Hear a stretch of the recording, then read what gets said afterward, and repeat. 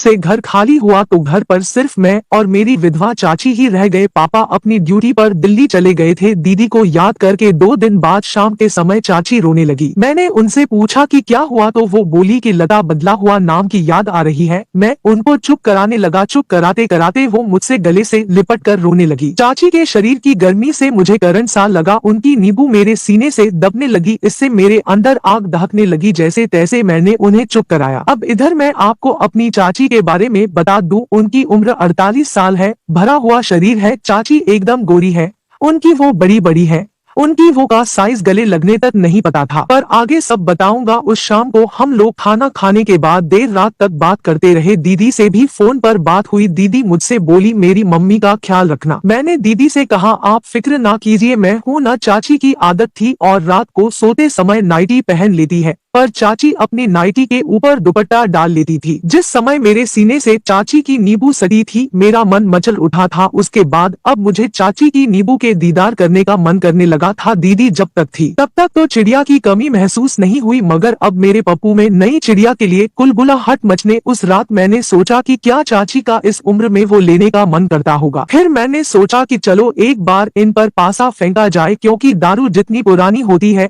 उतना ही ज्यादा नशा देती है। बस फिर क्या था, मैं चाची की नींबू के दीदार पाने के लिए लगा रहता था, पर उनके सीने दुपट्टा रहता था तो कुछ दिखता ही नहीं था। पर कहते हैं ना कि नजरे जमाए रखना नकाब हो या नसीब, सरकता जरूर है। चाची जब भी कहीं बाहर जाती थी तो वे अपने मुंह पर दुपट्टा बांधती थी। इस उम्र में भी वो नहीं पहनती थी। उनकी वो से कसे हुए नींबू को देखकर मैं समझ गया कि कहीं ना कहीं इनमें अभी जवानी बची है। मैं कोशिश करता था कि ज्यादा से ज्यादा समय उनके साथ बिताऊं, इसलिए मैं उनके आसपास रहने के बहाने खोजता रहता था। मैं उनके लिए कभी दूध वाली आइसक्रीम लाता, कभी समोसे, कभी कोई सामान लाता और हम दोनों साथ में खाते। चाची सुबह उठकर सबसे पहले सुबह के कार्य करके नहा धोकर ही रसोई में घुसती थी। ये देखकर मैंने भी मन में ठान लिया था कि इस काम की शुरुआत सुबह ही की जाए। अगली सुबह चाची के उठने से पहले आधे घंटे पहले उठकर मैंने 2 गिलास पानी पिया और चाची के उठने का इंतजार करने लगा। उनके उठते ही मैं ऐसा हो गया कि जैसे सो रहा हूँ। चाची बाथरूम में चली गई। उनके जाने के बाद मैंने उनको सोचकर पप्पू छू कर उठा दिया। फिर बाथरूम के दरवाजे पर जाकर कहने लगा चाची जल्दी बाहर आइए, मुझे वो करने जाना है। चाची ने अंदर से आवाज दी अभी तो घुसी हूँ, रुको मुझे थोड़ा टाइम लगेगा। मैंने भी बाहर मुस्कुराते हुए मन में कहा मैं इसलिए तो आया हूँ कि आपके शरीर का दीदार हो जाए। फिर मैंने आवाज लगाई कि मैं खुद को रोक नहीं पाऊंगा, तो उन्होंने टॉवेल लपेटकर मुझे अंदर बुला लिया और खुद दूसरी तरफ पलट गई। मैंने किया और उनकी तरफ पलटा तो उनका मुंह दूसरी तरफ था। उनकी पीठ तो नहीं पर शोल्डर दिखा जिस पर एक काला तिल था। मेरा दिल किया कि अभी ही छू लूं, तभी चाची बोली हो गया। मैंने कहा हाँ मैं बाहर चला आया। फिर अगले दिन भी मैंने यही किया। पप्पू खड़ा किया और बाथरूम के दरवाजे पर पहुंच गया। मेरा पप्पू एकदम उठा था। चाची ने आज अपनी नींबू तक वो कर रखा था, वो भी गीला था, इससे उनकी नींबू दिखने की पोजीशन में था। चाची अपनी वो पर हाथ रखकर मुड़कर खड़ी हो गई और कहने लगी तुमको 2 दिन से इसी टाइम वो लग रही है। मैंने हंसते हुए वो छुआ और कहा क्या करूं, मेरा ये जाग जाता है।